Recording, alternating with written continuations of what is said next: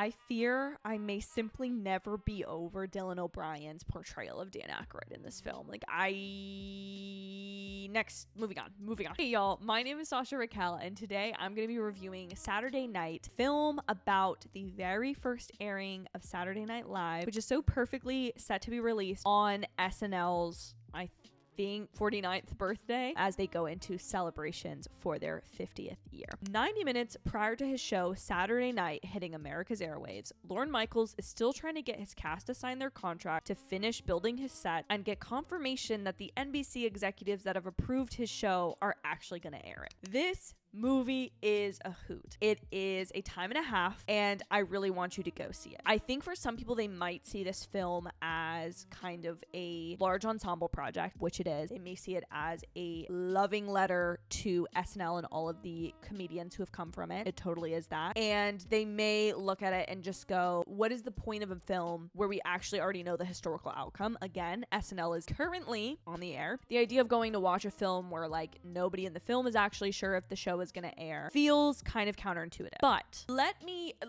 pitch this to you. Imagine you get to go and suspend your disbelief in a theater for about an hour and a half. You get a great time. You get to revisit parts of a television history that you may or may not be aware of.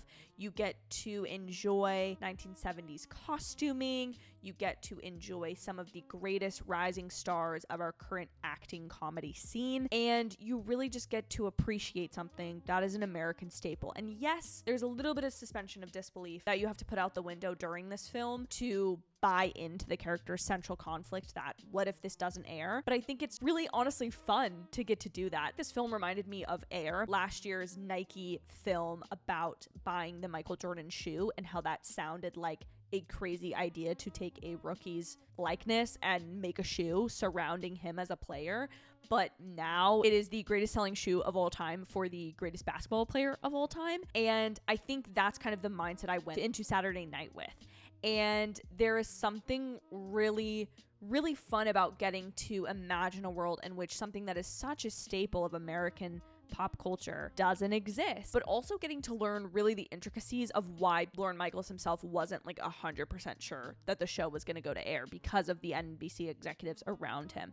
Because you kind of get to know the personalities portrayed by excellent actors who you're definitely going to want to see in this film. Saturday Night Live, as we know it, but at the time in 1975, it was Saturday Night, was a show that kind of was greenlit and arose because of Johnny Carson, the host of the Tonight Show, had a dispute in his contract with NBC, the show, the network that now airs both the Tonight Show and SNL. But because of this, because of trying to strike down Johnny Carson's ego, that is how SNL started. And I think the film does a really great job of kind of in some ways mashing together the entire first season into little skits you see in this film, into kind of behind the scenes drama of the first season of SNL with the original cast, and it displaying it in this film in a very chaotic, messy, behind the scenes, raucous comedy way. And it is a beautiful encapsulation of remembering those early times of SNL without having to be like 100% historically accurate. And the film is so good too about giving you kind of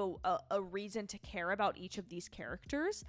And I think the standout performance here for sure for me was Rachel Snow. She plays Lorne Michaels' ex-wife, and there's kind of this running gag with her character over the course of the film. I think she shines in this film and really is what brings it together. And I think that's also the fun of this film, is you're getting to highlight a different side of SNL than maybe what has been written about or what documentaries have portrayed. You get to explore it in this retelling type of way that's really fun. Really also, this film is for fans of television history. If you are someone that is going to get a kick out of why there are certain standards and practices concerns about what they can say in the script, if you are someone that cares about the fact that Jim Henson was on the rise at this time and trying to prove that puppetry was something that could really be respected, if you are somebody who really enjoys getting to see where certain sketches from SNL originated and how they came together, this movie is for you. I think there's just such a fun tension of this film, of knowing this is such a staple of American pop culture,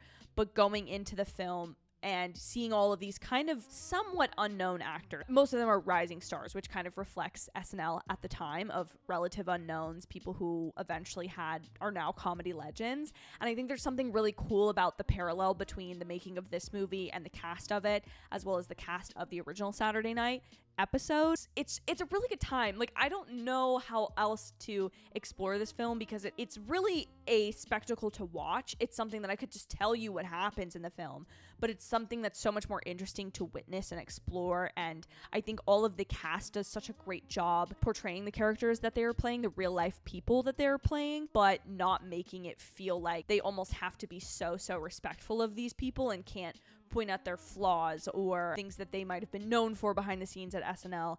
And I think that's part of the fun of this movie. This film has a way of making you feel like you are backstage of Studio 8H at Rockefeller Center. It really places you in New York City in 1975. Feel for the Lorne Michaels character that this film creates, because what I walked away with this film feeling is this general understanding of why SNL has become such a lasting icon in the entertainment space. And that's because Saturday Night Live is what you want a night in New York to feel like. It's live music, it's a comedy show, it's a random puppet ventriloquist situation, it's getting to be in a crowded room, it's getting to see lots of lights and cameras and billboards. It's chaos that's organized and makes something that's beautiful. And maybe this is just showing that I love the city of New York, and I love the one time I went there, I was so taken aback by the city that has such a presence. There's a reason New York City is talked about, and there's a reason SNL has lasted so long. And I think this film makes a really great correlation between those two things, that I walked out of the film going, wow, this is really cool that this thing exists. Whether you think it's not as funny as it used to be, whether you think it is maybe too biased one way or another, whether you think it doesn't take the punches that it should, whether you don't think the talent on SNL is as lasting as what used to be, I think there is something really cool about living in a time where a piece of media like this exists. I don't know. Maybe that's just me. Maybe that's just the TV nerd in me. I also think that fans of The Bear will really like this. The energy of this feels very much like the first season of The Bear. So if you're a fan of that, I would highly recommend. Overall, this film is just a really good time. And like I said, it's more of an experience to watch it, not because it's so blockbuster, Endgame, Infinity War like spectacle, but because there's something about the energy of this film, the pacing of it really all comes alive when it's all together, much like the actual SNL show does. And that's how I'm gonna leave this review. If you enjoyed it, please be sure to subscribe down below. I would greatly appreciate you joining this community, helping me grow the channel. My goal is to get to 5,000 subscribers by the end of the year. I haven't been saying that out loud at the end of all my videos, but I'm hoping that maybe it's possible. We're kind of far away. I hope you all have an absolutely amazing day or night whenever you're getting to watch this, and we'll see y'all in my very next video. Bye guys.